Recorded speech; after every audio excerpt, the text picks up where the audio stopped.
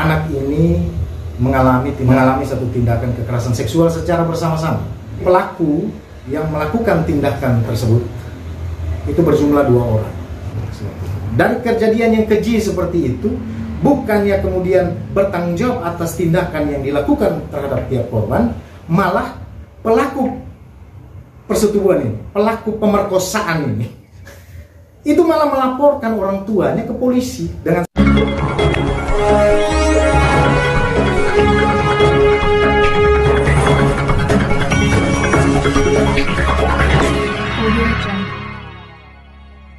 Selamat siang Pak Imbo.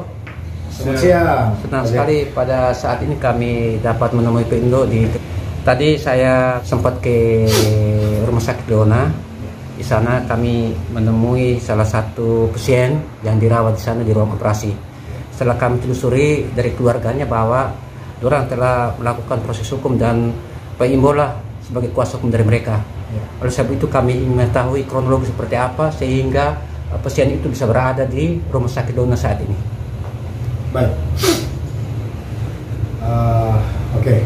Saya dihubungi oleh keluarga. Jadi memang kami sebagai kuasa hukum, ya saya sebut saja karena ini berurusan dengan kasus yang melibatkan anak di bawah umur. Jadi korbannya anak di bawah umur. Sebagai informasi awal bahwa dari pihak keluarga menceritakan kepada kami penasihat hukum bahwa anaknya berinisial A itu mengalami satu tindakan, saya sebut saja sebagai tindakan kekerasan seksual secara bersama-sama, ya. Dalam kondisi yang dialami oleh klien kami tersebut, sekarang tadi mungkin Kakak Z dan Kakak Ian sudah mungkin sebelum datang ke sini sudah melawan lebih dahulu. Dan yang bersangkutan kami juga baru dari rumah sakit bahwa yang bersangkutan anak di bawah umur inisial A ini itu sedang berada di ruang operasi. Sebagai informasi dari kronologi peristiwanya bahwa anak ini mengalami tindakan yang seperti di awal saya katakan tadi, mengalami satu tindakan kekerasan seksual secara bersama-sama. Nah, kejadian itu terjadi di tanggal 4 Maret. Tanggal 4 Maret dini hari. Jadi pelaku yang melakukan tindakan tersebut itu berjumlah 2 orang. Modusnya adalah anak ini, kebetulan dia berusia 14 tahun, masih duduk di kelas 2 SMP. Nah, anak di bawah umur ini, mohon maaf, yang namanya kita bergaul ya. Dalam pergaulannya lalu dia kenallah dengan si pelaku ini. Nah, oleh pelaku ini kemudian dari informasi keluarga, dari pelaku ini jemput dia. Karena ini 2 pelaku, satu pelaku dulu. Ini kronologi. Jadi satu pelaku ini menjemput si korban dari rumah orang tua dengan alasan untuk kita mau pergi jalan, pergi makan seperti itu. Nah, namun kami curigai bahwa dari 2 pelaku ini memang sudah merencanakan sebelumnya terkait dengan peristiwa yang akhirnya dialami oleh klien kami ini. Nah, setelah kemudian diajak jalan-jalan, titik di mana kemudian mereka jalan itu, titik perhentiannya pertama itu di belakang Hotel Sotis, di belakang Hotel Sotis. Nah, setelah dari situ, lalu kemudian dibawa lagi ke Sulamanda, di laut itu.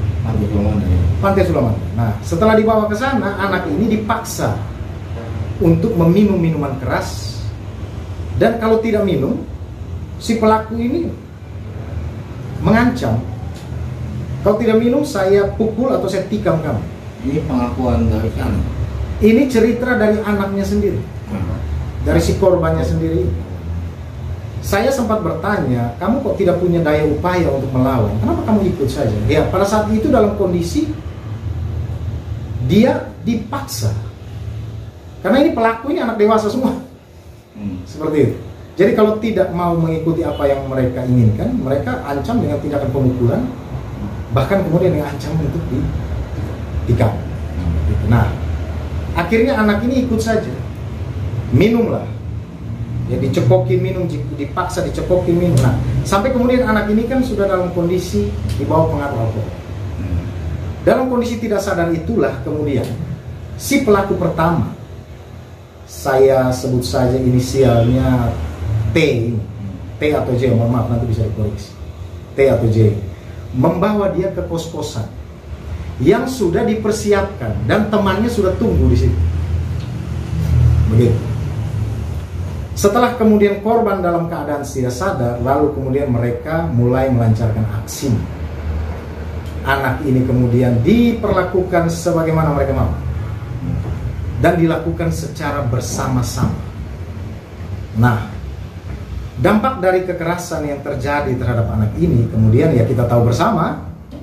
Pak Ian, Pak Jack juga sudah dari rumah sakit. Setelah dirawat 6 hari, anak ini kemudian oleh dokter itu diputuskan untuk dilakukan tindakan operasi. Saya tidak bisa menjelaskan kerusakan-kerusakan apa saja, tetapi kalau sudah dengan tindakan operasi berarti ini sudah kejadian yang sangat serius. Nah, di samping peristiwa yang dialami oleh korban, anak di bawah umur ini, keluarganya juga ibaratnya seperti orang yang sudah jatuh tertimpa tangga, tertindis tronton, segala macam. Jadi bapaknya ini kan mencari anaknya pada saat kejadian malam itu. Jadi bapaknya keliling cari anak ini di mana. Nah, dari informasi temannya bahwa dia ada lihat anak ini berhenti di salah satu kos, yang kos-kosan ini dekat dengan tempat tinggal yang bersangkutan, si korban anak di bawah umur. Nah, dengan bergegas di sekitar jam 3 atau 4 pagi, dini hari, tanggal 4 dini hari. Jadi orang tuanya bergegas untuk pergi menjemput anak. Pak Ian, mohon maaf, kita orang tua semua ya. Pada saat kemudian orang tuanya datang ke kos-kosan tempat anaknya digauli, itu anaknya masih ada dalam kondisi tidak sadar, mohon maaf, dalam kondisi terkapar, tidak sadarkan diri. Lalu pelaku itu ada di situ, 2 orang pelaku itu ada bersama dengan anaknya. Dan didapati juga di dalam kamar itu masih ada minuman keras yang belum habis dikonsumsi, ada di kamar. Ya sebagai naluri sebagai seorang ayah, naluri sebagai seorang bapak kandung dari anak yang ibaratnya masih dalam penguasaan ya, dalam hukum itu kan masih dalam pengasuhan. Anak umur berapa tuh? Anak umur 14 tahun. Jadi karena melihat anak dalam kondisi seperti itu, orang tua mana yang melihat pelaku kekerasan ada di depan mata lalu dia diam. Nah, di waktu anaknya tidak sadar. Posisi anaknya tidak sadar lagi. Anaknya sudah tidak tahu apa. Jadi pada saat anaknya dievakuasi oleh pihak keluarga, bapaknya karena melihat ada pelaku 2 orang masih berada di TKP, bapaknya dengan nalurinya dia sebagai seorang ayah langsung kemudian secara spontan ya, dengan kondisi yang begitu emosional melakukan tindakan pemukulan terhadap 2 orang ini. Yang lucunya adalah ini, makanya saya katakan ya terima kasih atas kehadiran Bapak Ian dan Pak Jack, karena ini kasus yang sepertinya unik. Dari kejadian yang keji seperti itu, bukannya kemudian bertanggung jawab atas tindakan yang dilakukan terhadap pihak korban, malah pelaku persetubuhan ini, pelaku pemerkosaan ini, itu malah melaporkan orang tuanya ke polisi dengan sangkaan melakukan tindak pidana 170 KUHP, dengan sangkaan melakukan tindak pidana kekerasan ya secara bersama-sama di anak ini. Oleh karena itu kami dipercaya oleh keluarga selain untuk mengawal kasus yang melibatkan anak umur 15 tahun, saya katakan inisialnya A saja. Dan juga di waktu yang bersamaan kita juga dikuasakan untuk ya ini belum penetapan tersangka ya, tetapi dari orang tuanya juga sudah memenuhi panggilan dari pihak kepolisian atas dugaan tindakan kekerasan terhadap si pelaku ini, pelaku dalam kasus yang lain. Begitu. Jadi memang kasus ini unik. Ya. Ini yang jelas kami menghargai proses hukum yang berjalan. Bahwa setiap perbuatan itu kan pasti ada konsekuensinya. Sekalipun memang terasa tidak adil.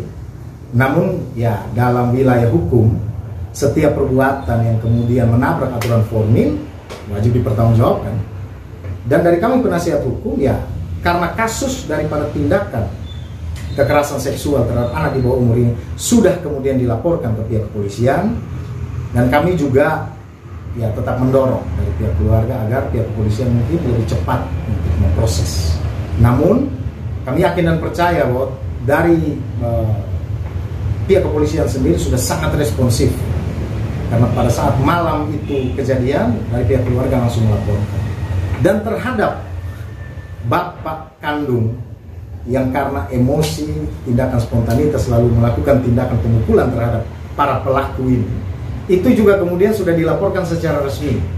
Nah, kami masih menunggu status dari bapak kandungnya. Jikalau sudah ada penetapan status dari yang mungkin kemarin dipanggil untuk panggilan klarifikasi dan lain sebagainya. Tapi kalau sudah ada peningkatan status sebagai tersangka, ya kami sebagai penasihat hukum siap untuk melakukan pembelaan terhadap bapak kandungnya seperti itu. Apakah ada hal lain yang mau disampaikan selain? Ya, jadi seperti ini. Ini yang harap perasaan hati dari bapak. Saya sempat bertanya seperti ini, Pak, bapak siap bertanggung jawab tidak? Karena posisinya sekarang anak bapak sudah jadi korban masa depannya. Karena ingat, tindakan pemerkosaan ini lebih kejam dari pembunuhan. Karena orang hidup tapi seperti orang mati, dibayang-bayangi dengan kondisi-kondisi yang buruk seumur hidupnya, Pak. Kan seperti itu. Nah, sehingga dari orang tua kandung hanya menyampaikan seperti itu. Pak, saya tahu saya salah, saya pukul itu orang yang melakukan tindakan pemerkosaan terhadap anak saya. Jangankan hukuman, mati pun saya siap untuk kehormatan, walaupun terlambat.